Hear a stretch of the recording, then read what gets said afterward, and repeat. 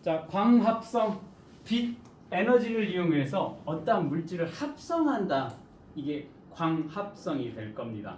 자, 정의 한번 봅시다. 빛 에너지를 이용을 한다라고 되어 있습니다. 빛 에너지를 이용을 해서 양분을 만드는 거야.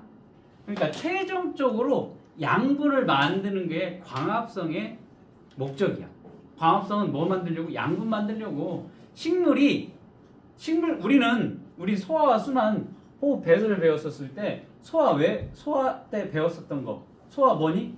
우리가 음식물을 섭취를 해서 거기 소화 음식물을 잘게 부숴. 그래서 세포에서 흡수할 수 있을 만큼 작게 부수는 게 소화였잖아. 우리는 뭘 먹어야 돼.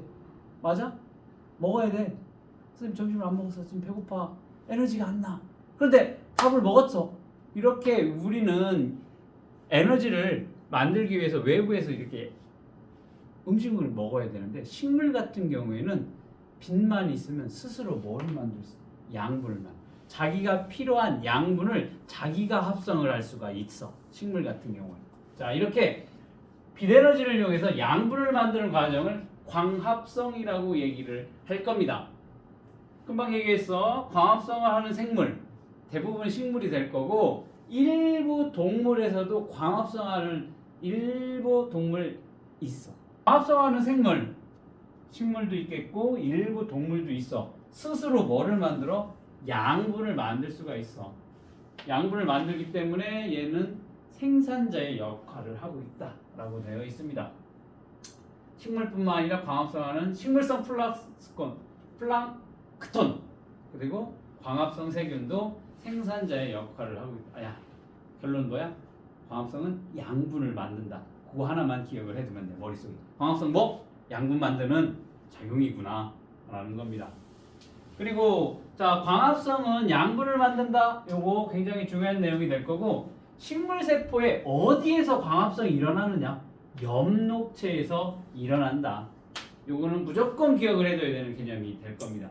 식물의 세포의 소기관이 여러 가지가 있을 겁니다. 세포에 핵도 있고 마이토콘드리아도 있고 엽록체도 있고 골지체도 있고 라이소솜도 있고 리보솜도 있고 굉장히 많은 세포 소기관이 있는데, 광합성은 어디에서만 일어나? 엽록체에서만 광합성이 일어나게 된다. 무조건 기억을 해야 돼. 절대 까먹으면 안 돼. 광합성은 어디? 식물 세포 엽록체에서 일어나게 된다라는 겁니다. 자, 엽록체 안에는 엽록소라고 하는 물질이 들어있어. 아, 이름도 비슷비슷하니까 헷갈려. 엽록체는 세포 소기관이야. 거기에서 뭐? 광합성이 일어나는 장소라고 했어. 그런데 그 엽록체 안에는 엽록소라고 하는 색소가 들어있어. 그 색소 때문에 어떻게 보여? 이렇게 초록색을 띠고 있다라는 겁니다. 선생님, 그럼 어떤 식물은 붉은색도 있고 노란색도 있고 빨준, 어초, 파남보 여러 가지의 색을 나타내는 식물들이 있는데, 걔네는 뭐 엽록체가 있어요? 엽록체 있지. 다른 색소들도 가지고 있어. 안토시아닌이라고 하는 색소를 가지고 있고, 크산토필이라고 하는 그런 색소도 가지고 있어. 대표적인 게 그런 건데, 어떠한 그런 색소를 가지고 있느냐, 어떠한 색소를 많이 가지고 있느냐 덜 가지고 있느냐에 따라서 초록색을 나타낼 수도 있고 노란색을 나타낼 수도 있고 빨간색을 나타낼 수도 있어. 주황색을 나타낼 수도 있고. 이렇게 색소는 다양해. 그렇지만 이 식물의 그 초록색을 나타내고야 하는 그 색소는 뭐야? 엽록소라고 하는 색소가 될 겁니다. 그 엽록체 안에 색소가 존재하기 때문에 식물은 어떻게 돼? 푸르딩딩한 그런 색깔을 나타낸다라고 보면 되겠습니다. 자, 이렇게 식물 세포의 엽록체에서 광합성이 일어나게 된다라는 겁니다. 자, 그러면 오늘 수업에 제일 중요한 엽록체에서 일어나는 이 광합성의 과정을 한번 볼 거야. 그러면 합성이라는 것은 어떤 거 조그만 걸 모아서 이렇게 커진 이런 어떤 물질을 만드는 게 합성이잖아. 그치? 분해는 뭐야? 소화가 분해지. 커다란 음식물을 잘게 분해해. 단백질을 분해해서 아미노산으로, 그 다음에 탄수화물을 분해해서 포도당으로, 지방을 분해해서 지방산과 모노글리세리드라고 하는 작은 물질로 분해를 할 거야. 합성은 뭐니? 거꾸로 가는 거지. 작은 물질들을 모아서 크게 만드는 게 합성이 될 거야. 맞아? 광합성도 마찬가지야. 광합성이야. 빛을 이용해서 합성을 하는 거야. 그러면 광합성을 할 때 필요한 재료가 있겠지. 재료가 뭐냐? 뭐라고? 이산화탄소가 광합성의 재료가 되겠습니다. 자, 광합성이 한다라고 하면 재료가 뭐야? 이산화탄소야. 재료가 뭐야? 물이야. 자, 광합성이 일어날 때 재료 물과 이산화탄소가 될 겁니다. 그러면서 뭐를 만들 거야? 포도당. 아, 포도당이 뭐야? 영양소야. 영양분을 만드는 포도당과 뭐가 만들어져? 부수적으로 산소도 같이 만들어지게 된다라는 겁니다. 이게 광합성이야. 근데 광합성 할 때 광이 뭐야? 빛광자지. 그래서 뭐가 필요해? 이렇게 빛이 필요하게 된다라는 겁니다. 반드시 빛이 필요해. 빛이 없으면 광합성이 일어나지 않아. 밤에는 광합성이 일어나지 않아. 밤에 불을 켜놔. 집에서 불 전등 켜놓잖아. 그럼 광합성이 일어나. 불 끄면 광합성이 일어나지 않아. 자, 이렇게 광합성이 일어날 때 필요한 재료 물과 이산화탄소가 될 거고 반드시 빛이 필요하게 될 겁니다. 빛 에너지가 반드시 필요하고 그 결과 만들어지는 게 영양소. 조금 더 구체적으로 말하면 영양분 포도당이 만들어지게 될 겁니다. 그리고 산소도 같이 만들어지게 된다. 이게 광합성이 될 겁니다. 그래서 어떻게 얘기를 하면 이렇게 얘기해. 물과 너희가 좋아하는 지우가 좋아하는 화학식으로 적으면 이렇게 적겠지. 여기에 뭐가 있어? 빛이 있을 거야. 그리고 만들어지는 게 포도당 CuH12O6 하고 O2 뭐 이렇게 표시돼. 어려워. 그냥 이런 게 있구나. 그냥 한번 그냥 들어보면 될 거고 뭐야? 이산화탄소, 물, 빛 에너지를 이용해서 포도당 그 다음에 뭐가 만들어? 산소가 만들어지게 된다. 한글로 그냥 기억하고 있어도 되고 좀 있어 보이려면 이렇게 화학식으로 알아도 되고 몰라도 되고 알겠어? 몰라도 돼. 자, 그러면 이 광합성에 필요한 물질하고 그 에너지들 그리고 만들어지는 물질 요걸 조금 더 자세히 설명을 해볼게. 금방 재료에 뭐가 필요하다고 했어? 이산화탄소, 물, 그 다음 빛이 필요하다고 했어. 자, 이산화탄소는 어디에 있니? 공기 중에 있는 이산화탄소가 식물로 가야 되겠지. 그러니까 식물로 들어가려면 어디로 가? 뿌리로 들어갈까? 입으로 들어갈까? 아니면 줄기로 들어갈까? 아니면 껍데기로 들어갈까? 어디로 들어가냐? 여기는 잎의 기공으로 흡수가 된다라는 겁니다. 잎의 기공! 표시가 되어 있지. 기공. 공기가 통하는 구멍이야. 그걸 기공이라고 할 거야. 기체가 통과하는 구멍, 기공을 통해서 흡수가 될 겁니다. 잎을 보면 잎의 위에 부분이 아니라 그 밑에 부분 있지. 햇볕을 닿는 부분 말고 그 반대 부분 잎의 뒷면에 기공이 많이 존재를 하게 됩니다. 다음 시간에 이거 좀 더 자세하게 배울 거니까 기공이 존재해. 이 기공을 통해서 이산화탄소와 산소와 수분이 왔다 갔다 할 거야. 일단 이산화탄소는 어디를 통해서? 잎의 기공을 통해서 흡수를 하게 된다라는 거 기억을 해두면 되겠고, 자, 물은 어디를 통해서 흡수를 할까? 뿌리를 통해서 흡수를 하겠지. 뿌리로 흡수가 되면 우리가 식물에는 물관하고 체관이 존재를 해. 언제 배웠어? 초등학교 때 배웠던 거지. 식물의 줄기를 딱 자를 거야. 자, 얘 줄기를 옆으로 이렇게 잘라서 그 단면을 볼 거야. 단면을 보게 되면 여기에 단면이야.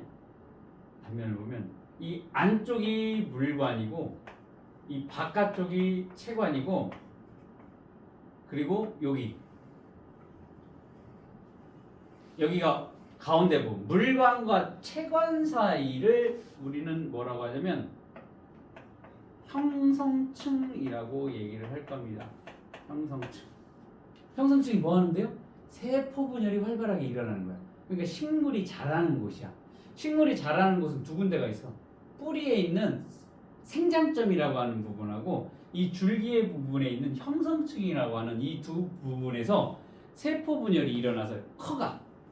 동물 세포는 모든 부분에서 생장이 일어나는 반면에 식물은 여기 형성층하고 뿌리에 있는 생장점이라고 하는 곳에서 세포 분열이 일어나서 생장이 일어나게 돼. 여기는 뿌리니까 여기 뿌리에서 세포 분열이 일어나니까 콩나물의 길이가 길어지는 거. 길이 생장을 하는 곳이 되겠고, 자 형성층 같은 경우 여기가 두꺼워지니까 나무에 어때? 두께가 커지는 거야. 부피가 커지는 거야. 여기 부피가 생장이 되는 곳이 형성층. 자 이건 나중에 3학년 때 다시 또 배울 거야. 3학년 때. 그러니까 여기 형성층을 중심으로 가운데 부분은 안쪽 부분은 물관이 있고 바깥쪽 부분은 체관이 있어. 물관은 말 그대로 물이 이동하는 통로야. 체관은 양분이 이동하는 통로가 될 겁니다. 자 가운데가 물관 바깥쪽이 체관이야.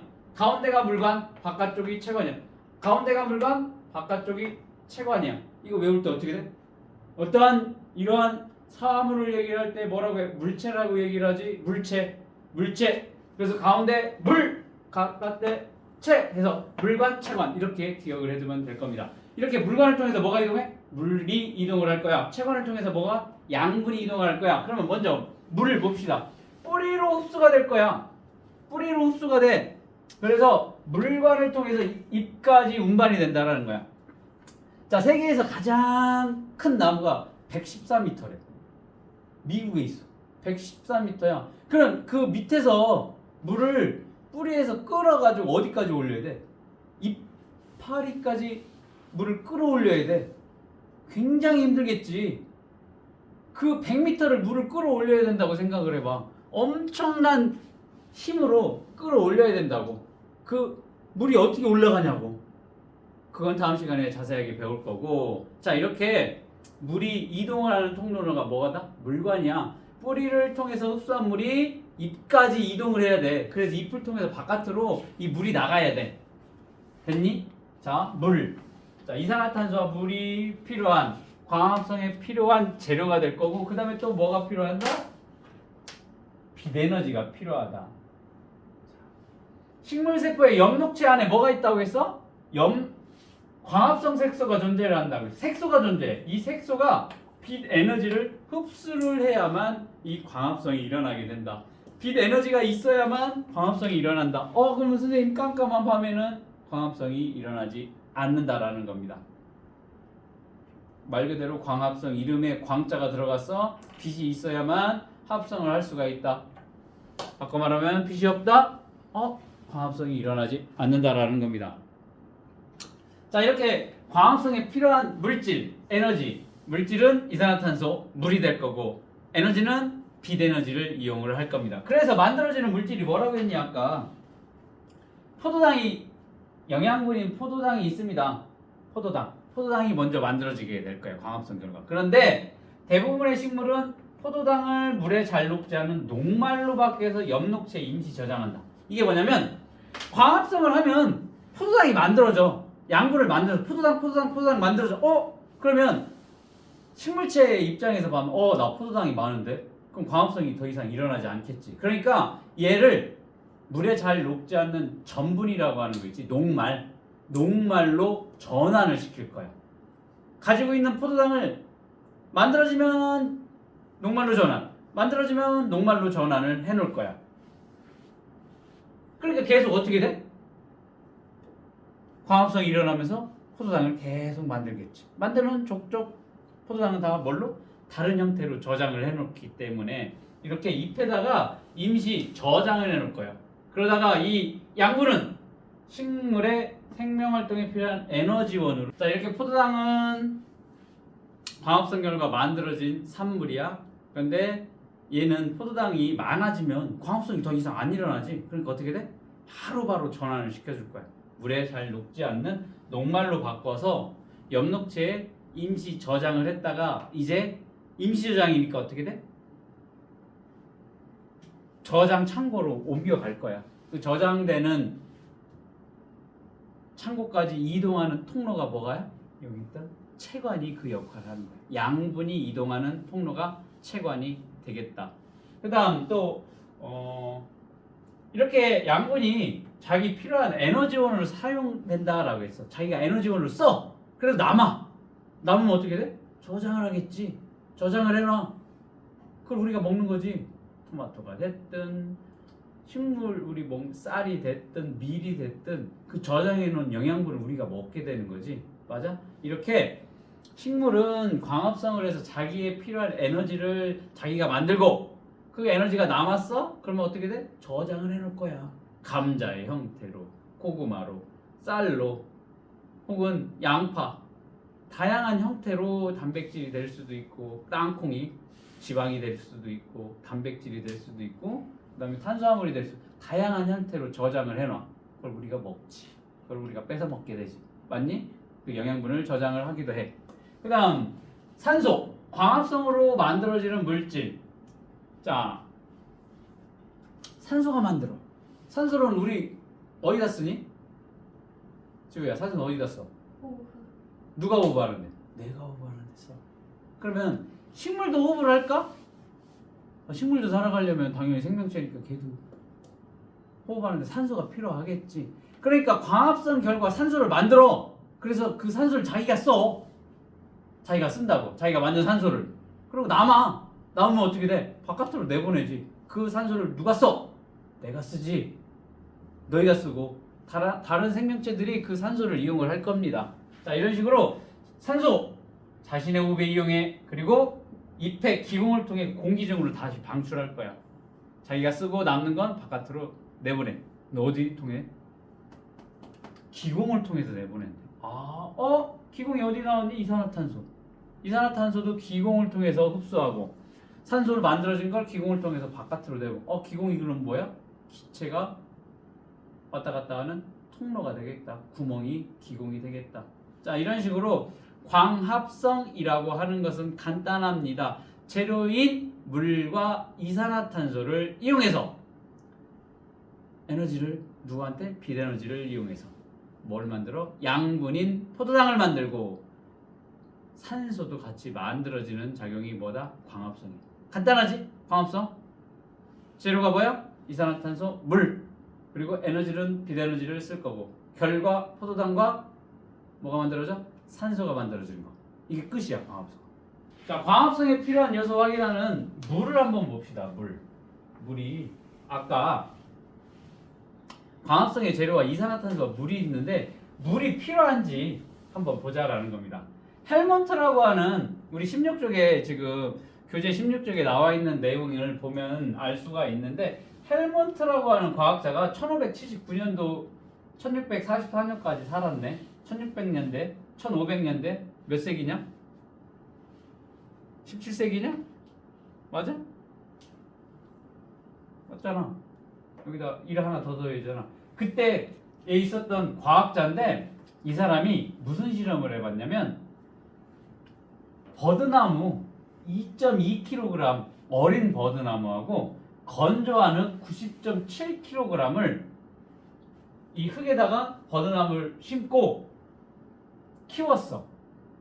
그러니까 두 개 더 더했으니까 92.9g 정도 됐겠지. 92.9kg 정도가 됐겠지. 그 다음에 얘를 키워가면서 뭐만 줬냐면 물만 줬어. 물만 주면서 5년 동안 길렀어. 그러니까 이 버드나무가 이렇게 조그만 버드나무였는데 엄청 컸어. 2.2kg에서 얼마를 컸니? 76.7kg으로 엄청 성장을 했지. 그래서 엄청 5년을 키운 다음에 그 흙을 건조한 흙을 한번 다시 측정을 해봤더니 그 흙은 90.6kg으로 약 0.1kg 정도가 줄었어. 뭐 중간에 뭐 물에 씻겨나고 비에 씻겨나가면서 일부 소실이 됐는데 거의 변화가 없어. 흙의 변화는 거의 없어. 0.1kg니까 거의 없어. 즉 얘는 2.2kg에서 76.7kg으로 질량이 엄청 증가를 했는데 흙의 질량은 거의 변하지 않았어. 그래서 이 실험을 통해서 뭘 알았냐면 이 흙을 흡수해서 양분을 얻는 것이 아니다라는 것을 알아낸 거지. 얘가 76kg까지 지금 30배 이상 자랐는데 흙의 무게는 질량은 줄어들지 않았어. 그러니까 흙을 흡수하지 않는다라는 걸 알 수 있었어. 결론적으로 물만 줬으니까 뿌리로 물을 흡수해서 식물이 성장을 한다라는 것을 이 헬몬트가 알게 됐다라는 겁니다. 됐니? 5년 동안 이걸 관찰하고 있었을 거라. 5년 동안 맨날 물을 줘가면서. 얼마나 대단해. 할 수 있을 것 같아? 일반 사람이 못하지. 매일 측정할 거야. 같은 시간대 물을 얼마 주고 5년을 키웠어. 어떻게 보면 쉽기도 하겠지만, 자, 이렇게 광합성에 필요한 물질 뭐가 있다? 물이 있다라는 것을 알 수가 있습니다. 자, 그 다음 두 번째, 이산화탄소야. 이산화탄소와 빛 에너지. 자, 여기 잘 봐야 돼. 세 개의 시험관에, 가나다 세 개의 시험관에 BTB 용액을 넣고 입김을 불어넣어 노란색으로 만든다라는 겁니다. 자, BTB 용액, 브로모티몰 블루라고 하는 용액이야.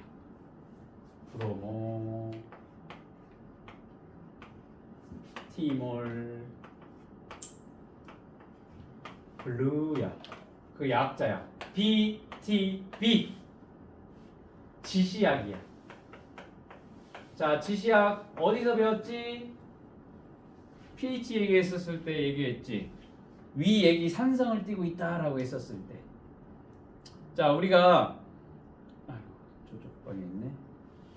푸른색의 리트머스 종이가 있고 붉은색의 리트머스 종이가 있습니다. 그래서 산성일 때 푸른색의 리트머스 종이가 산성과 닿으면 붉은색으로 변하고, 염기성인 물질을 닿았을 때 붉은색의 리트머스 종이가 푸른색으로 변하지. 이게 지시약이지. 어떠한 물질의 상태, 산성이냐 중성이냐 염기성에 따라서 이 색이 변하는 것을 우리는 지시약이라고 얘기를 할 겁니다.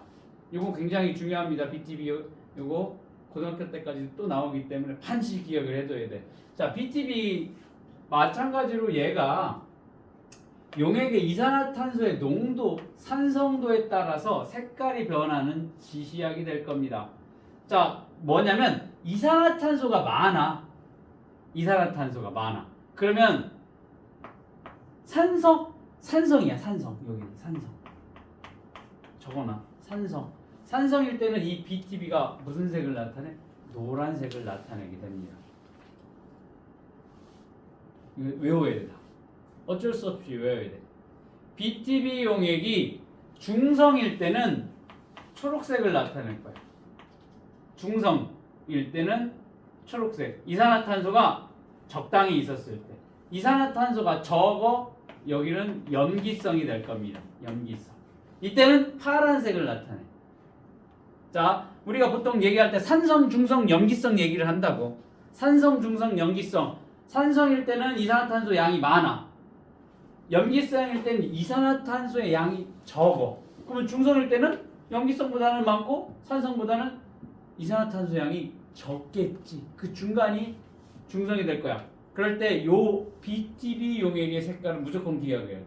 산성 노란색, 중성 초록색, 염기성 파란색. 외울 때 어떻게? 노초파 이렇게 외우면 돼. 노초파. 왜냐면 우리가 산성, 중성, 염기성이라고 얘기하기 때문에 여기 산성, 중성, 염기성이니까 노란색, 초록색, 파란색. 이거는 무조건 기억을 해야 돼. 암기해야 돼. BTB가 산성일 때 노란색, 중성일 때 초록색, 염기성일 때는 파란색을 나타내게 된다. 산성이라는 얘기는 이산화탄소 양이 많을 때, 염기성에는 이산화탄소 양이 적을 때. 됐니? 자, BTB 용액이 이렇게 액성에 따라서 색깔이 변하게 된다라고 하는 게 BTB야. 그러면 여기에 과정 봅시다. BTB 용액에 입김을 불어넣었어. 입김을 불어넣으면 날숨에 뭐가 많아? 이산화탄소가 많잖아. 우리 호흡 때 배웠잖아. 이산화탄소가 많지. 그럼 이산화탄소가 많으니까 어떻게 돼? 노란색으로 바뀔 거야. 자, 가나다에 BTB 용액을 넣고 입김을 불어넣으면 다 노란색으로 바뀔 거야. 노란색으로 바뀌어놓을 거야. 그리고 나와 다에는 검정말을 넣었어. 물속에서 살고 있는 물풀이 있지? 물풀을 집어넣는 거야. 가에는 대조군으로 아무것도 안 넣어놨어. 그리고 여기 물풀을 집어넣어놓고 얘는 알루미늄 포일로 다는 감쌌어. 그 얘기는 뭐야? 햇빛을 차단한 거야. 자, 얘는 아무것도 집어넣지 않았고 얘는 물풀을 집어넣고 얘는 물풀을 집어넣고 겉에를 포일로 감쌌으니까 얘를 빛을 비췄다라고 했어. 빛을 비쳤어. 빛을 비쳤으니까 얘는 다는 알루미늄 포일을 감싸놨으니까 빛을 차단해놨어. 그래놓고서 용액의 색깔 변화를 관찰을 해봤대. 그랬더니 가는 아무런 변화가 없었어. 왜? 그냥 BTB 용액밖에 없으니까 BTB 용액에 아까 뭘 불어놨어? 하고 이산화탄소를 넣어놨으니까 다 노란색이라고 했는데 뭐 아무런 변화가 없이 그냥 노란색이야. 가는. 그랬더니 나를 봅시다. 나는 BTB의 용액이 무슨 색깔로 변했대? 파란색으로 변하게 됐다라는 겁니다. 자, 그러면 아까는 이산화탄소가 많아서 노란색이었는데 시간이 지나면서 이산화탄소 양이 줄어들어서 파란색으로 바뀌었다라는 거야. 나는 이산화탄소가 줄었어. 왜 줄었냐라는 거지. 안에 누구 들어가 있니? 물풀이 들어가 있지. 물풀이 빛 에너지를 받아가면서 광합성의 재료로 이 안에 들어있는 뭐를 쓴 거야? 이산화탄소를 사용을 했다라는 걸 알 수가 있어. 이해됐니? 이산화탄소를 썼으니까 광합성에 썼으니까 이산화탄소 양이 줄어들겠지. 많았을 때 노란색, 이산화탄소 양이 줄어드니까 무슨 색으로? 파란색으로 바뀌게 됐다라는 겁니다. 이게 나의 실험 결과가 될 거고. 다는 뭐니? 알루미늄 포일로 감싸놨어. 그랬더니 얘는 그대로 노란색이래. 그대로 노란색이야. 결국에는 이산화탄소가 여전히 많이 녹아져 있다라는 거야. 왜? 빛을 차단을 했기 때문에 그렇다. 빛을 차단했기 때문에 광합성이 일어나지 않았다라는 걸 알 수가 있어. 나하고 다는 둘 다 물풀이 들어가 있어. 그런데 빛에다 놔뒀어. 그런데 얘만 빛을 차단을 했어. 그러니까 광합성이 다에서는 일어나지 않았다라는 겁니다. 그래서 다는 광합성이 일어나지 않았어. 이산화탄소를 사용하지 않았어. 그러니까 BTB 용액이 여전히 노란색을 나타나고 있다라는 겁니다. 이 실험 이해되니? 결과 이해돼? 지금 이해돼? 요거 시험 문제 무조건 나와. 이 문제는 무조건 나오게 될 거야. 결국에는 이 실험 결과를 통해서 뭘 할 수가 있냐면 광합성을 하는 데 있어서 필요한 게 뭐야? 이산화탄소야. 그리고 빛 에너지가 필요하다라는 것을 알 수가 있습니다. 녹말이나 탄수화물이 분해가 되면 가장 기본 단위가 뭐야? 포도당이라고 하는 가장 단당류로 분해가 될 거지. 이렇게 생겼어. 그냥 진주 한 알처럼 생겼다고 보면 돼. 이게 포도당이라고 보면 얘가 연결이 되면 이당류가 될 거고 또 연결이 되고 또 연결이 되고 연결되면 다당류인 녹말이 혹은 뭐 셀룰로즈 이런 여러 개의 다당류의 형태로 저장을 하게 된다. 진주 한 알은 포도당이라고 보면 되고 그걸 진주를 실에 깨고 해서 기다랗게 뭘 만들었어? 목걸이를 만들었어. 그거는 녹말이나 뭐 셀룰로즈 같은 다당류를 얘기를 한다라는 겁니다. 그래서 아까 광합성 결과 포도당이 만들어지면 이 포도당을 몰라? 물에 잘 녹지 않는 이런 기다란 중합체인 녹말로 전환을 해서 식물이 임시 잎에다 저장을 하고 있다가 이제 밤이 되면 다시 설탕으로 전환을 해서 필요한 곳으로 체관을 통해서 이동을 시키게 된다라는 겁니다. 자, 광합성에 대한 설명, 옳은 것과 옳지 않은 것 표시하라고 했네. 자, 동물세포와 식물세포에서 모두 광합성이 일어나? 동물세포는 엽록체가 없지. 그치? 동물세포에는 엽록체가 없기 때문에 모두라고 하면 틀렸어. 일부 엽록체를 갖는 동물세포라면 모를까? 동물이라면 모를까?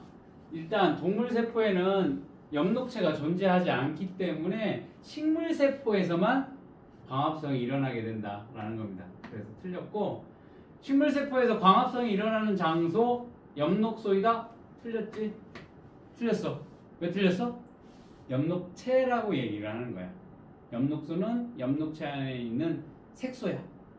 일어나는 장소는 뭐야? 엽록체라고 얘기를 해야 되겠습니다. 광합성 과정에서 이산화탄소를 흡수하고 산소를 방출한다. 맞는 얘기가 되겠습니다. 빛이 있을 때 식물이 광합성을 하려면 물과 산소가 필요하다? 아니지. 여기 산소가 아니라 이산화탄소라고 얘기를 해야 되니까 틀렸어. 재료가. 물과 이산화탄소 그리고 빛이 있어야 된다. 빛이 있을 때. 입김을 불어넣은 BTB용액에 검정말을 넣고 빛을 비추면 BTB용액의 색깔이 노란색으로 파란색으로 바뀐다? 맞지. 처음에 입김을 불어넣으면 이산화탄소의 농도가 높으니까 산성이니까 노란색이야. 그런데 검정말을 넣었어. 빛을 비췄어. 광합성이 일어났네. 그러면 광합성에 필요한 이산화탄소를 썼어. 이산화탄소의 농도가 줄었어. 그러면 염기성이 돼. 그러면 색깔이 뭘로 바뀌어? 파란색으로 바뀌어. 처음에 노란색에서 초록색에서 시간이 지나면 파란색으로 바뀌게 된다는 겁니다. 맞네? 자, 그림은 광합성 과정을 나타낸 거다라고 했었을 때, 자, 기억 니은이 지금 빛 에너지를 흡수하고 여기가 반응물, 여기가 생성물. 화학 반응이 일어날 때 반응 전 화살표 왼쪽이 반응물이야. 여기 아까 우리 광합성에 필요한 재료가 왼쪽이고 그 결과 만들어진 게 오른쪽이야. 자, 그러면 요거 어려웠을 텐데 잘 기억을 해둬야 돼. 자, 재료가 뭐라고 했어? 물하고 이산화탄소라고 했지. 물은 어디에서부터 흡수를 한다고 했어? 뿌리에서 흡수를 해서 물관을 통해서 잎에까지 가야 된다고 했어. 그러면 지금 여기가 뿌리야. 뿌리에서 흡수해서 이 줄기를 통해서 어디와 잎에까지 올 거야. 그러면 얘는 지금 여기로 이렇게 왔지. 어디서부터 오니? 줄기에서. 어디서부터 와? 뿌리에서부터 왔다고. 이게 뭐야? 물이야. 물이 어디에서? 뿌리에서 흡수해서 줄기의 물관을 통해서 어디까지? 잎에까지 왔다고. 그러니까 기억은 뭐가 돼? 물이 돼야 돼. 물. 이해돼? 재료가 물이랑 이산화탄소라고. 자, 지금 니은은 지금 어디에 왔니? 잎에. 아까 선생님이 뭐라고 했어? 잎의 뒷면에 뭐가 많다고 해서 기공이 많아. 그 기공을 통해서 이산화탄소를 흡수한다고 했어. 그러면 여기 봐봐. 흡수를 하니 지금 색깔도 보면 이해하기 쉽게 빨간색 2개, 까만색 하나. 뭐가 돼? CO2. 빨간 게 산소 원자야. 까만 게 뭐야? 탄소야, 탄소. 그래서 CO2가 이 기공을 통해서 흡수를 하게 될 겁니다. 그러니까 니은은 뭐라고 하면 돼? 이산화탄소라고 하면 되겠습니다. 이해됐니? 이거 구분 지을 수 있어야 돼. 그림 보고서 모식도로. 왜? 물은 이쪽에서 줄기부터 왔기 때문에. 니은은 어디서 왔어? 기공 통해서 왔기 때문에 이 두 개를 바꿨으면 안 돼. 알겠어? 결과 광합성의 결과. 자, 빛 에너지를 이용한다고 했어. 그 빛 에너지를 이용을 해서 재료인 물과 이산화탄소를 갖다가 뭐 만든다고 했어? 양분 만든다며. 양분. 포도당을 만든다라고 했어. 포도당. 그리고 산소를 만든다라고 했습니다. 그러면 디귿하고 리을 중에 하나가 산소고 하나가 뭐가 될 거야? 양분이 될 거야. 그럼 얘를 구분하는 방법은 두 가지 방법이 있는데, 리을 같은 경우에는 지금 잎의 뒷면을 통해서 이렇게 나갈 거야. 기공을 통해서 나갈 수 있는 거 양분이니까 산소가 될까? 기공은 기체가 이동하는 통로라고 했어. 그치? 기체가 나가는 구멍이라고 했어. 그러니까 양분하고 포도당하고 산소 누가 나가겠어? 얘는 산소가 될 거야. 산소. 리을이 산소가 될 거야. 왜? 잎의 기공을 통해서 바깥으로 나가고 있으니까. 산소가 바깥으로 나가니까. 그 다음에 얘는 뭐가 될 거야? 디귿은 포도당이 될 거야. 자, 아까 요거 기억할 거야. 포도당을 바로 뭐로 전환을 시킨다라고 했어? 녹말로 전환을 한다고 했어. 물에 녹지 않는 녹말로 전환. 자, 그럼 여기서 보니까 만드는 얘를 색깔이 뭐야? 보라색인 애를 좀 긴 애로. 얘는 동글맹이가 하나지 동글인데 얘는 어때? 동글맹이가 잔뜩 연결이 되어 있어요. 아까 선생님 뭐라고 했어? 진주 얘기했잖아. 진주 하나를 뭐로 생각하면 돼? 단위체 포도당이야. 그 포도당 뭐야?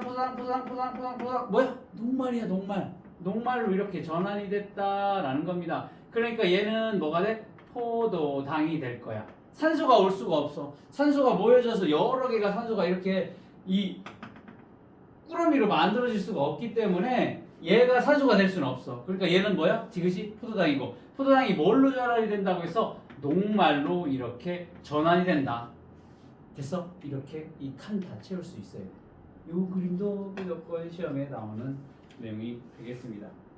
물과 이산화탄소를 재료로 빛 에너지를 이용을 해서 산소와 뭘 만들어? 포도당을 만들 거야. 그런데 포도당은 만드는 족족벌로 녹말로 다 전환을 해서 임시 저장을 한다. 임시 저장을 했다가 나중에 설탕으로 전환이 돼서 필요한 곳으로 이동을 시키게 된다라는 거.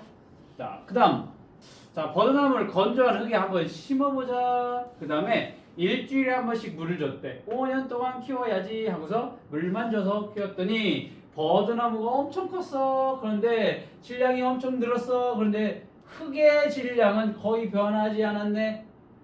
그러면 흙을 흡수를 하지 않는다라는 거야. 그러니까 식물이 자랄 때 이 실험만 가지고서 식물이 자랄 때 필요한 건 뭐가 된다? 뭐가 필요해? 물! 식물이 자랄 때 필요한 건 뭐가 된다? 물이다라는 것을 알 수가 있습니다. 자, 4번 봅시다. 숨을 불어넣었어. BTB를 무슨 색으로 바뀌었니? 노란색으로 바뀌어놨습니다. 왜 노란색이야? 숨을 불어넣으면 이산화탄소가 많아지니까 산성이 되니까 BTB의 색깔이 노란색으로 변할 겁니다. 그 다음 두 개의 실험관에 넣어놨는데 하나는 그냥 넣어놨어. A에는. B에는 뭘 집어넣니? 물풀을 집어넣었네. 검정말 물풀을 넣고 빛을 비춰주는 곳에 빛이 비치는 곳에 놔뒀대. 일정 시간이 지난 뒤 A와 B 속에 용액의 색깔을 각각 쓰시오. B는 여전히 무슨 색깔이 되겠어? 노란색이 되겠지. 왜? 여전히 BTB 용액 속에 뭐가 많이 있기 때문에 이산화탄소가 많이 녹아져 있기 때문에 산성 환경이니까 BTB가 무슨 색깔? 노란색을 띠게 될 거다라는 겁니다. 그러면 B의 경우에는 물풀이 있고 뭐도 있어? 안에 이산화탄소도 있고 그 다음에 빛을 비춰두니까 물하고 이산화탄소, 빛 에너지, 광합성에 필요한 재료와 에너지가 다 있네. 그러니까 여기는 뭐가 활발하게 뭐가 일어나? 광합성이 일어날 거야. 그럼 뭐를 사용할 거야? 이산화탄소를 쓰겠지. 그러면 여기 있던 이산화탄소의 양이 점점 줄어들게 돼서 염기성이 될 겁니다. 염기성이 되면 무슨 색깔로? 처음에 노란색이 초록색으로, 초록색이 시간이 더 오래 지나면 파란색으로 바뀌게 됩니다. 일정 시간이 지나면 초록색이라고 해도 되겠고 거기서 조금 더 시간이 지나면 파란색으로 BTB 용액의 색깔이 변하게 될 거다. 자, 광합성 산물 확인을 해보십시다.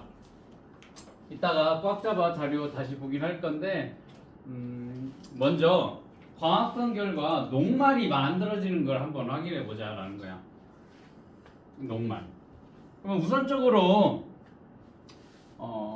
포도당이 만들어지고 이 포도당이 녹말로 전환이 된다라고 했어. 그러면 잎에 엽록체가 임시로 저장을 한다라고 했어. 녹말의 형태로. 그러면 광합성 결과 녹말이 만들어지는지 확인을 한번 해볼 거야. 녹말은 뭐와 반응을 하면 색깔이 변하지? 아이오딘, 칼륨. 그렇지. 어디서 배운 거지? 동물과 에너지. 동물과 에너지 우리 시작할 때 영양소 때 얘기를 했었지. 그치? 기억나? 안옥청. 그치? 아이오딘이랑 칼륨 녹말이랑 반응하면 청藍색을 나타낸다라고 했어. 배포황. 그치? 수지선 맞아? 맞잖아. 그때 배웠었지. 우리 먼저 그 7단원부터 했기 때문에. 자, 녹말을 한번 볼 건데 하루 동안 햇빛을 받은 입조각 A, 햇빛을 받지 않은 B. 자, A는 햇빛을 받았습니다. 그 다음에 햇빛을 받지 않은 B야. 얘를 에탄올이 담긴 두 시험관에 넣고 각각 물중탕에서 탈색을 할 겁니다. 탈색. 굉장히 중요합니다. 왜 탈색을 하냐? 그냥 하면 안 되냐는 거지. 자, 일단 물중탕에서 에탄올을 끓일 거야. 여기 물중탕 하는 이유도 잘 봐야 돼.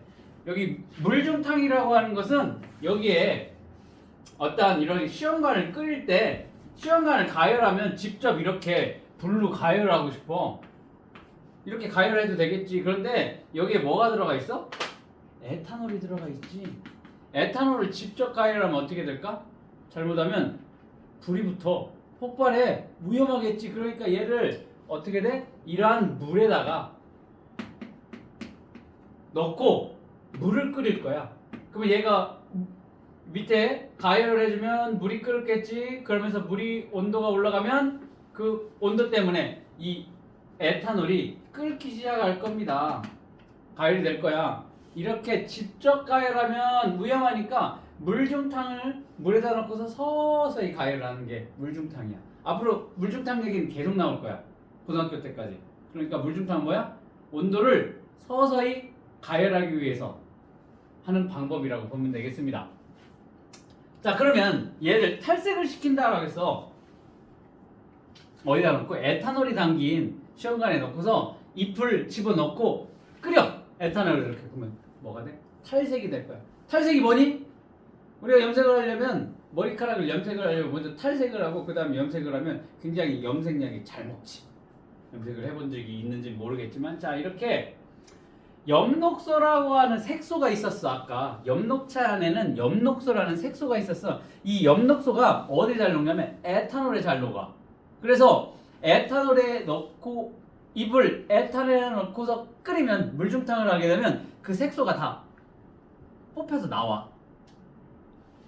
빠져나와. 그러면 색깔이 어떻게 돼? 누렇게 그 엽록소의 색깔이 빠져. 파란색이 빠지고 초록색이 빠지고 청록색이 빠지니까 어떻게 돼? 누렇게 탈색이 될 겁니다. 잎이 탈색이 될 겁니다. 그래서 왜 탈색을 시키냐면 이게 아까 안옥천이라고 했지. 아이오딘, 아이오딘 칼륨 용액이 녹말하고 만나면 무슨 색깔을 띌 거야? 청남색을 띠게 될 거야. 청남색. 청남색이 뭐니? 보라색, 남색, 청색 이런 것들이 막 섞여져 있는 그런 색깔이라고. 그러니까 청남색이 기존에 있는 엽록소하고 잎에 있는 엽록소하고 청남색이 구분하기가 힘들어. 이해되지? 그러니까 이게 잎에 광합성 결과 만들어진 녹말을 아이오딘이나 칼륨 용액하고 반응을 시켰었을 때 이게 청남색으로 변한 건지 녹말이 있어서 청남색으로 변한 건지 아니면 원래 가지고 있던 엽록소의 색깔인지 구분이 안 가. 그래서 탈색을 한다는 거야. 됐어? 머릿속에 들어갔어? 다시 나오면 안 돼. 탈색을 하는 이유? 색 구분을 하기 위해서 엽록소와 안옥청의 청남색이 구분이 되어야 되기 때문에 탈색을 시킨다. 굉장히 중요합니다. 자, 그래서 이렇게 탈색을 시켜놓고 그 다음에 탈색한 두 A와 B에 A는 해를 받았어. B는 햇빛을 받지 않았어. 이렇게 아이오딘과 칼륨 용액을 떨어뜨리고 현미경으로 관찰을 해봤습니다. 그랬더니 A에서 뭐야? 잎 조각에 청남색이 나타나고 얘는 갈색이 나타나. B. 갈색은 뭔데요? 아이오딘과 칼륨 용액이 갈색이야. 그냥 아이오딘과 칼륨 색깔이 B는 나타났고 얘는 A는 청남색으로 나타나게 됐다라는 겁니다. 청남색? 누구? A가 청남색, B는 갈색, A는 뭐였어?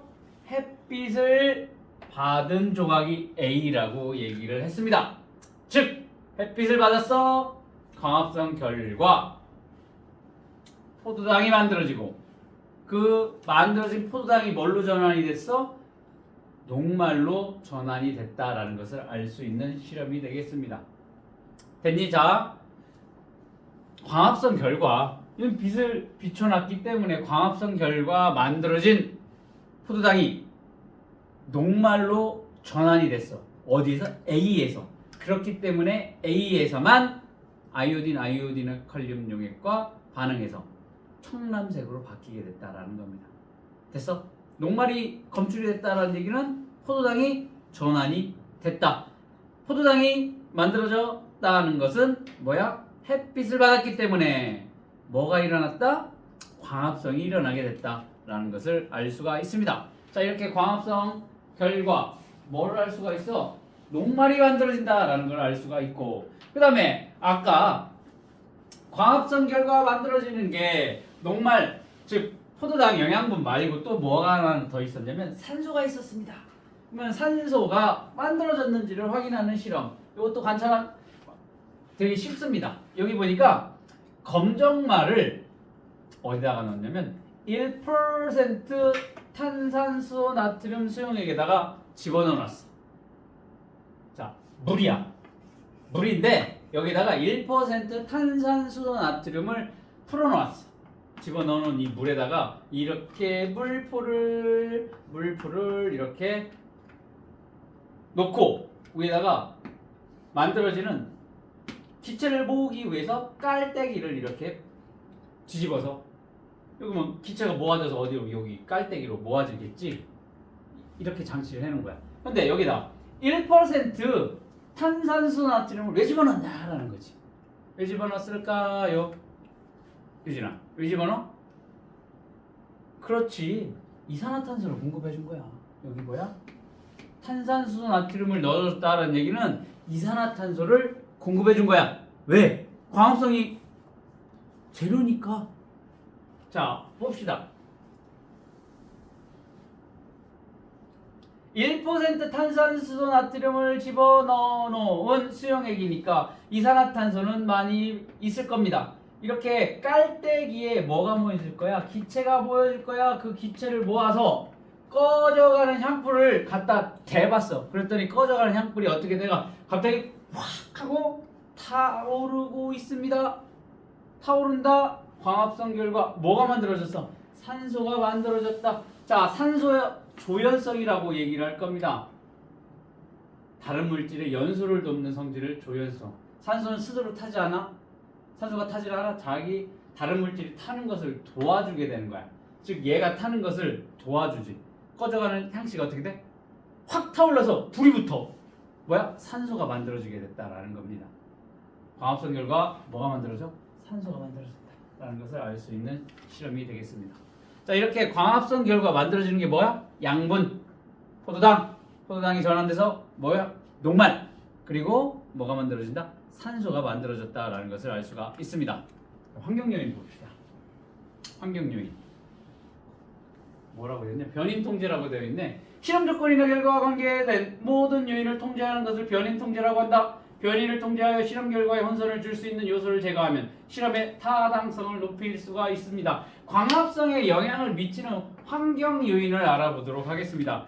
빛, 그 다음에 이산화탄소의 농도, 그 다음 온도, 이 세 가지가 될 겁니다. 이 그래프가 나오기 때문에 어렵다라고 생각을 할 수 있지만 그래프가 간단한, 그러니까 한 번만 제대로 들으면 돼. 자, 마지막이야. 오늘 배우는 것 중에 마지막으로 집중을 하면 돼. 나머지는 굉장히 많이 집중을 하면 되고, 뭐야, 결과적으로 다 집중을 해야 된다는 얘기야. 자, 마지막 진짜. 자, 광합성에 영향을 미치는 환경적인 요인 첫 번째, 빛의 세기. 자, 그러면 아까 광합성이 일어나기 위해서는 뭐가 필요하다고 했어?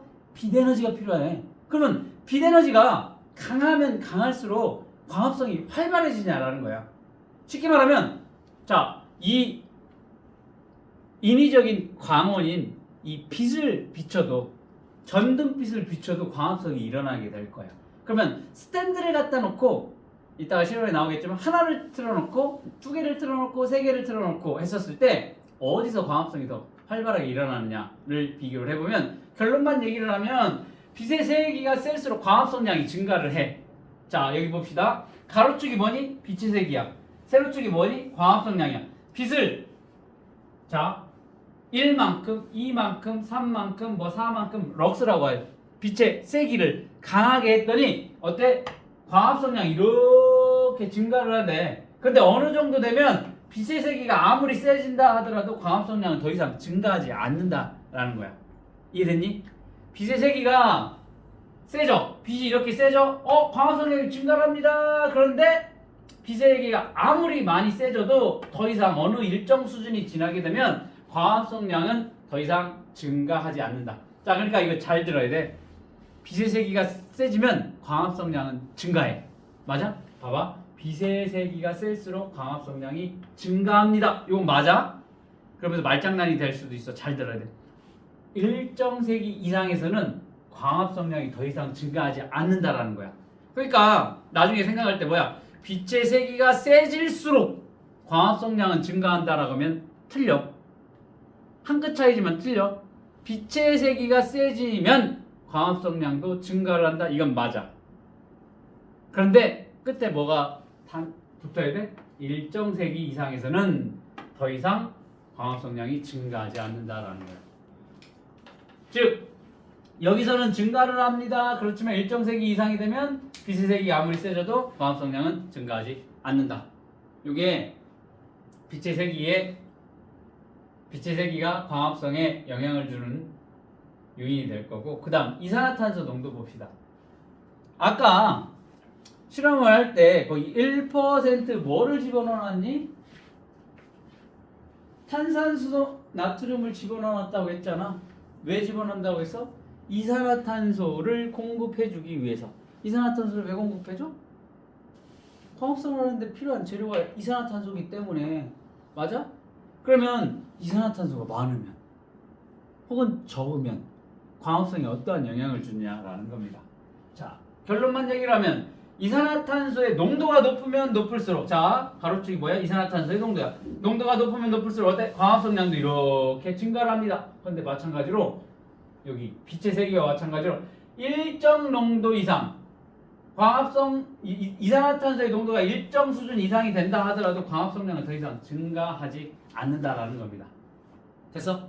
지금 왼쪽 거랑 똑같이 그래프가 빛의 세기와 이산화탄소의 농도는 같은 패턴의 그래프를 나타내고 있습니다. 자, 광합성량은 빛의 세기가 커지면 증가해. 이산화탄소의 농도가 증가하면 광합성량도 증가해. 그러다가 일정 수준 이상이 되면 빛의 세기가 아무리 세더라도 이산화탄소의 농도가 아무리 많더라도 광합성량은 더 이상 증가하지 않고 이렇게 일정하게 유지가 되더라라는 겁니다. 맞아?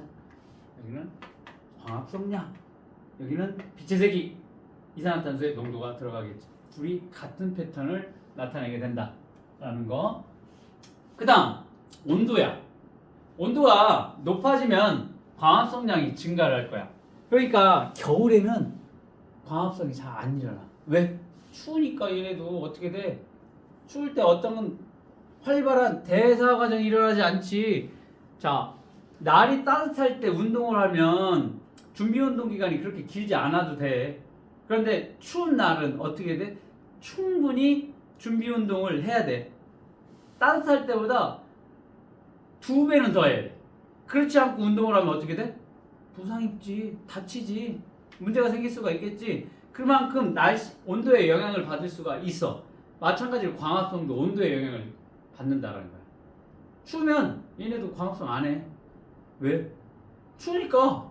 추우면 우리 오그리고 있듯이 식물들도 그 대사가 활발하게 일어나지 않는다고. 일어나긴 일어나겠지만 어때? 최소한으로만 광합성을 하게 될 거야. 그러니까 온도가 올라가면 올라갈수록, 따뜻하면 따뜻할수록 어떠니? 광합성량도 이렇게 증가를 하게 될 거야. 그런데 일정 온도 이상에서는 광합성량이 급격하게 한 42도 정도 될 거야. 42도 정도 40도, 42도가 넘어가면 광합성량이 급격하게 감소를 하게 된다라는 겁니다. 왜 42도가 넘어가면 급작스럽게 감소를 할까? 라는 거지. 그냥 뭐야? 단백 그렇지. 변형된다. 그렇지. 그 얘기 했었지. 우리 체온이 올라가면 올라갈수록 어떻게 된다고 했어? 단백질은 변성이 돼서. 그래서 우리 몸은 항상 일정한 온도를 유지를 해야 된다고 했어.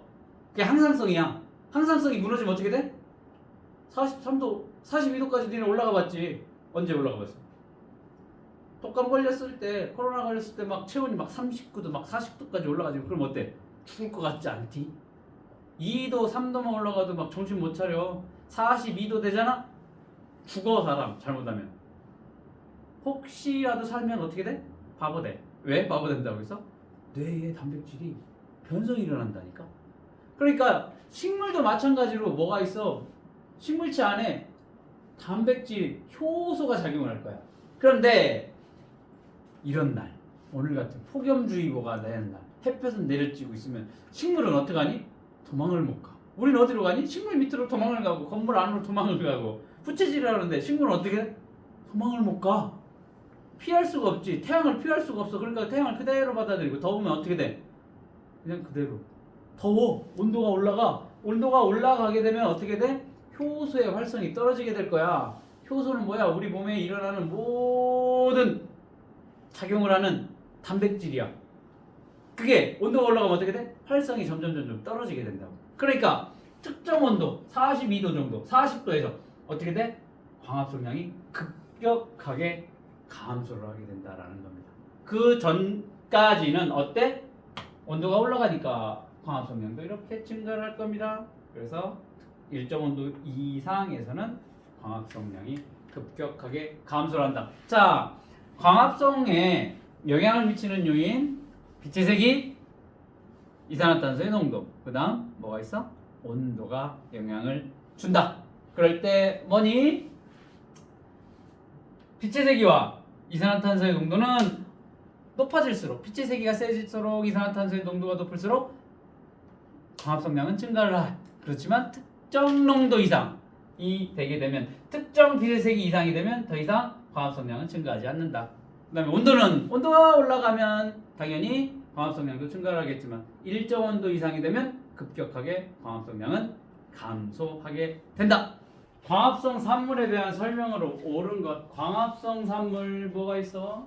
산소, 그리고 영양분, 혹은 포도당, 혹은 녹말, 이렇게 광합성 산물이 있을 겁니다. 식물의 광합성 결과 산소가 생성이 된다. 맞는 얘기가 되겠습니다. 산소가 만들어진다라고 했고, 식물의 광합성 결과 생성되는 기체는 BTB 용액 색깔의 변화로 확인할 수 있다. 맞아? 틀려? 틀렸지. BTB 용액은 이산화탄소의 농도가 높으면 산성, 이산화탄소의 농도가 낮으면 염기성, 이산화탄소와 연관이 있고, 산소는 지금 기체가 뭐야? 산소야. 산소가 많고 적고 적당히 있고 BTB 용액의 색깔을 바꿀 수가 없지. 그래서 틀렸어. 산소는 어떻게 해야 돼? 향불, 꺼져가는 향불을 갖다 댔을 때 확 타오르는지를 보고 산소가 있는지 여부를 알 수가 있다라는 겁니다. 잎에서 광합성이 일어나 만들어지는 양분의 초기 형태는 녹말이다. 아니지. 초기는 뭐지? 초기 뭐? 포도당. 그렇지. 포도당이 만들어질 거야. 포도당이 만들어졌다가 나중에 뭘로? 녹말로 전환이 될 거고, 이게 다시 밤이 되면 설탕의 형태로 바뀌게 될 거야. 그건 나중에 또 다시 설명할 거고. 그래서 틀렸어. 녹말이라고 했으니까. 포도당이야. 빛을 받은 잎을 탈색한 뒤 잎에 아이오딘이랑 칼륨 용액을 떨어뜨려. 빛을 받았어. 그러니까 빛이 있으니까 뭐가 일어났겠어? 광합성이 일어났겠지. 광합성 결과 양분인 포도당을 만들 거야. 만든 포도당을 뭘로? 녹말로 전환할 거야. 그러니까 잎에는 녹말이 있습니다. 그러면 아이오딘 칼륨 용액과 녹말이 만나면 청남색으로 변한다. 맞는 얘기가 되겠죠. 자, 크림의 광합성으로 만들어지는 물질 중 하나를 확인하기 위한 실험, 지금 1% 탄산수 나트륨 수용액을 집어넣었으니까 이산화탄소가 공급이 되었습니다. 그 다음에 꺼져가는 향씨를 불타오르게 했어. 다시 타올라. 뭐가 있어? 산소가 만들어지게 됐다라는 것을 알 수 있는 실험이 되겠습니다. 즉 광합성 결과 뭐가 만들어서? 산소. 영양소는 이렇게 확인할 수가 없지. 영양소를 확인할 수는 없어. 향불을 통해서 알 수 있는 건 산소가 되겠습니다. 자, 7번 봅시다. 그림은 광합성 산물을 확인하는 실험을 나타낸 것이다. 반응 전과 반응 후. 자, A가 뭐가 될까? A 잘 안 보이네. A가 잘 안 보이네. 식물 세포에 있는 세포 소기관 A는 뭐가 될 거야? A. 엽록체가 되겠지. 엽록체. 엽록체. 엽록체. 세포 소기관이니까. 청남색으로 변해 검출된 물질이 뭐야? 녹말이야, 녹말. 아까 뭐라고 했냐면 광합성 결과 만들어진 포도당이 녹말로 전환이 돼서 임시로 엽록체에 저장을 할 거야. 언제? 낮에. 광합성이 활발하게 일어날 때. 낮에. 그럼 밤에는요? 그 물에 녹지 않는 녹말로 전환을 했잖아. 밤이 되면 얘네가 식물들이 어떻게 하냐면 얘를 물에 잘 녹는 설탕으로 전환을 해. 다시. 물에 잘 녹아. 설탕으로 전환해. 그래서 설탕으로 전환을 해서 물에 녹여서 어디로 보내? 온몸 필요한 곳으로 저장할 곳으로 이 설탕을 보내. 체관을 통해서 보내. 밤에 광합성이 일어나지 않지. 그러면 녹말 다시 물에 녹기 쉬운 설탕으로 전환을 해서 다시 필요한 곳으로 옮겨가게 된다. 밤에는. 알겠어?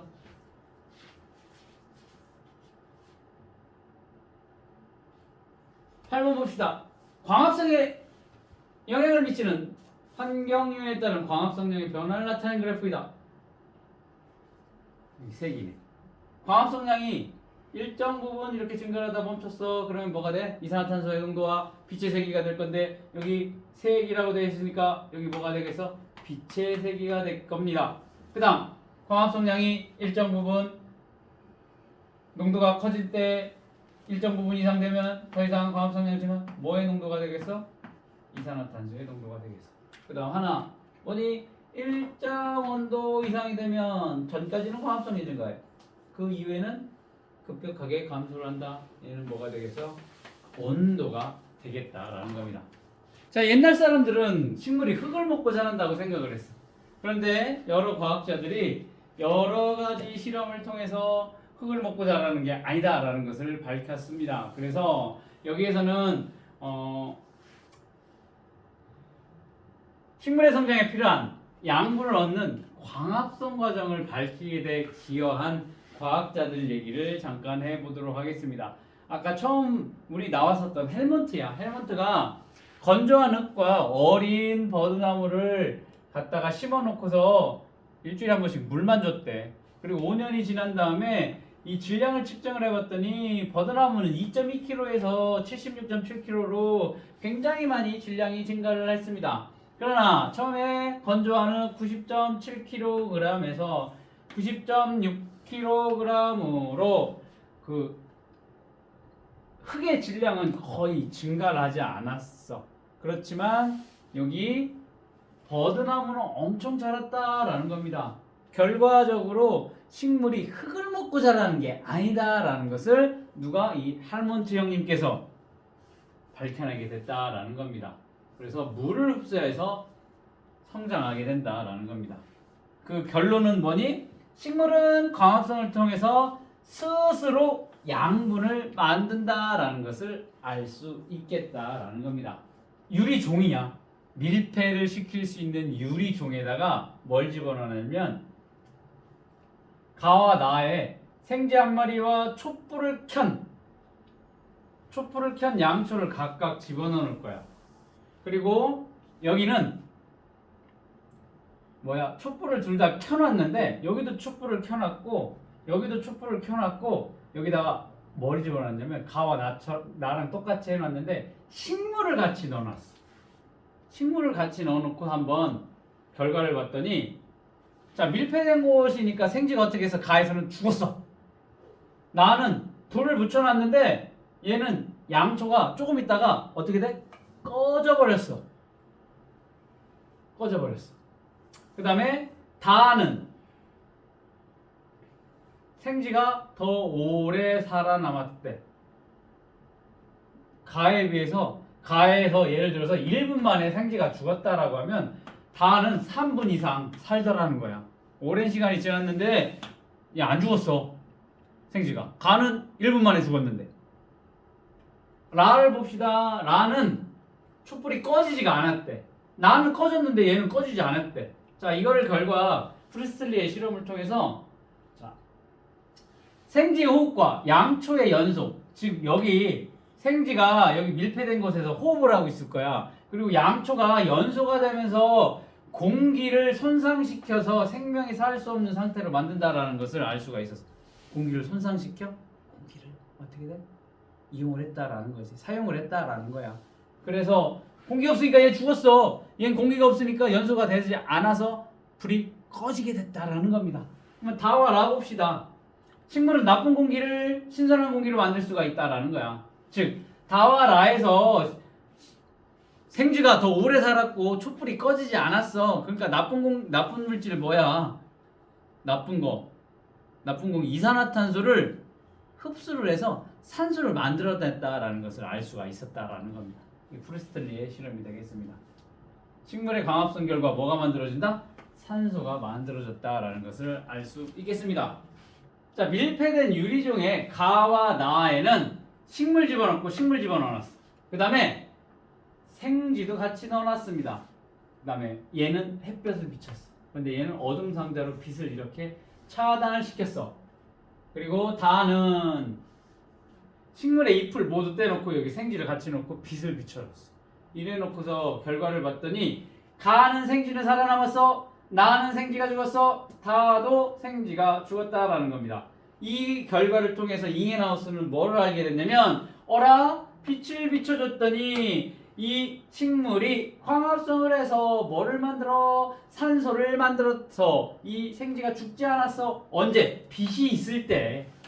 그런데 어둠 상자에서 빛이 없어. 빛이 없으니까 어떻게 돼? 생쥐가 죽었어. 빛이 없을 때는 뭐가 안 만들어지니까 산소를 안 만든다라는 걸 알 수가 있었다라는 겁니다.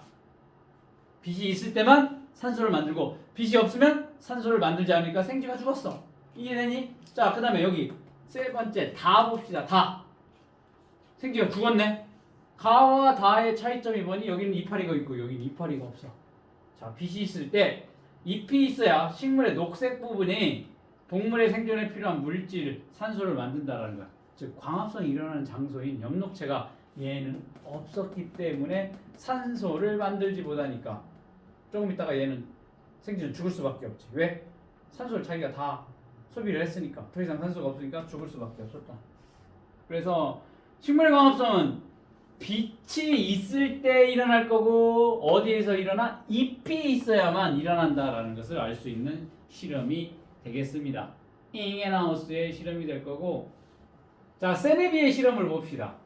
물이 들어있는 유리병에 복숭아나무 잎을 넣고 물로 채워진 수조에 공기를 제거한 뒤 유리병의 입구를 접시로 막고 거꾸로 세웠어. 그 다음에 둘 다 빛을 비춰줬습니다. 그 다음에 빛을 비추면서 유리병에 생기는 기체의 양을 측정을 했습니다. 그 다음에 여기는 물을 뭘로 바꿔? 탄산수, 이산화탄소가 용해된 물로 바꿔서 똑같은 실험을 같이 해봤습니다. 그런데 여기에서 물만 집어넣었을 때는 산소가 거의 발생하지 않거나 매우 적게 만들어졌어. 그런데 나는 어때? 많은 산소가 얘에 비해서 산소가 많이 만들어지게 됐다라는 겁니다. 여기 탄산수를 집어넣었어. 결국에는 결론은 뭐야? 이산화탄소를 충분하게 공급을 해줬더니 산소가 많이 방출하게 된다. 즉 광합성을 할 때는 뭐가 필요하다? 이산화탄소가 필요하다라는 것을 밝힌 실험이 되겠습니다. 광합성이 일어나면 재료인 물과 뭐가 필요해? 이산화탄소가 만들어질 거고, 그 다음에 뭐가 만들어져? 포도당이 만들어질 거고, 그 다음에 산소가 만들어지게 될 거야. 이 포도당이 뭘로? 녹말로 전환이 돼서 엽록체에 임시 보관이 됐다가 밤이 되면 다시 뭘로 바뀌어? 설탕으로 바뀌어서 우리가 아니지 식물체 곳곳에 이동을 시킬 거다라는 겁니다. 광합성은 엽록체에서 일어난다. 광합성 과정에는 뭐가 필요해? 빛에너지가 필요하다. 녹말은 아이오딘화 반응으로 검출할 수 있다. 꿀은 물 위에서 흡수해서 물관을 통해 잎에 도달하게 된다. 자, 그 다음에 이 C번 같은 게 조금 까다로울 건데 여기 잎을 어떻게 놨냐면 전체가 아닌 일부만 이렇게 알루미늄 포일로 감싸놓고 실험을 했다라는 거야.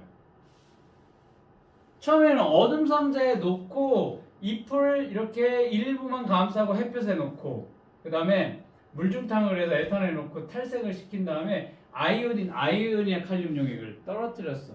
그랬더니 무슨 결과가 일어났냐면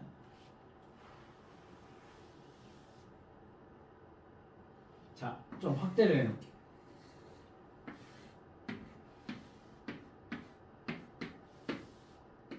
잎이야. 자, 여기 잘 봐. 여기를 어떻게 돼? 포일로 감싸서 햇빛을 차단을 해놨어. 그래놓고 햇볕에 방치를 한 다음 탈색을 시켰어. 그럼 엽록소를 다 제거가 된 상황이 될 거야. 그리고 여기다가 아이오디나 칼륨 용액을 떨어뜨려서 녹말이 있는지 여부를 알아본 거야. 그런데 잎이 하나인데도 불구하고 어디에서 녹말이 생성이 됐냐면 여기 선생님이 청남색이니까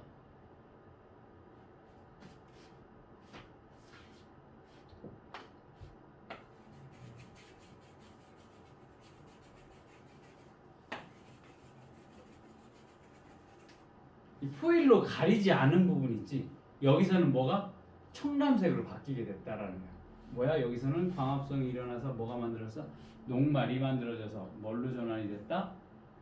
아니, 포도당이 만들어서 녹말로 전환이 됐다라는 겁니다.